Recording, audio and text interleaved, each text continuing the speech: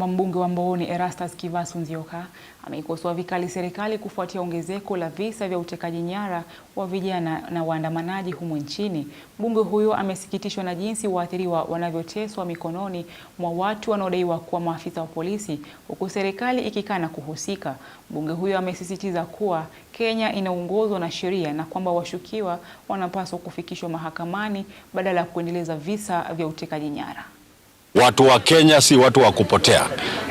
Tuko na sheria, sheria inafuatwa. Ikiwa ni kushikwa, unashika, unapeleka kotini, mahakama inapatiana. Ikiwa ni sentencing, wanawekewa, lakini sio kushikwa na kupotea. Hivyo na wasii kina mama, ukiwa umepata hii pesa, tafadhali weka kwa biashara, faidika na urudishe, na tuendelee kufaidika na hii pesa ya serikali. Tumesaidika kama wamama, tulikuwa chini kabisa, lakini hizi pesa zikikuja kwa groups zenye tunafanya table banking zinatusaidia na zinatuinua. Tunashukuru sana kama wamama wa Mbooni. Siku hizi tumeng'ara, hata sisi tulikuwa tunafunga vitambaa kwa kichwa, lakini siku hizi mtu anaweza enda saluni kidogo ashukwe tulaini, na pia hata mzee apate kasoda. Kikundi yetu tumenunua plot na hizi pesa za Women Enterprise Fund.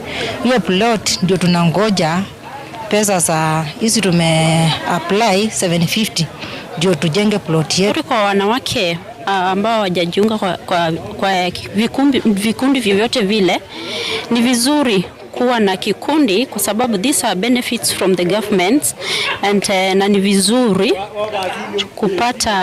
kupata ile pesa itusaidie. Tuache kusema serikali haitusaidii in any way.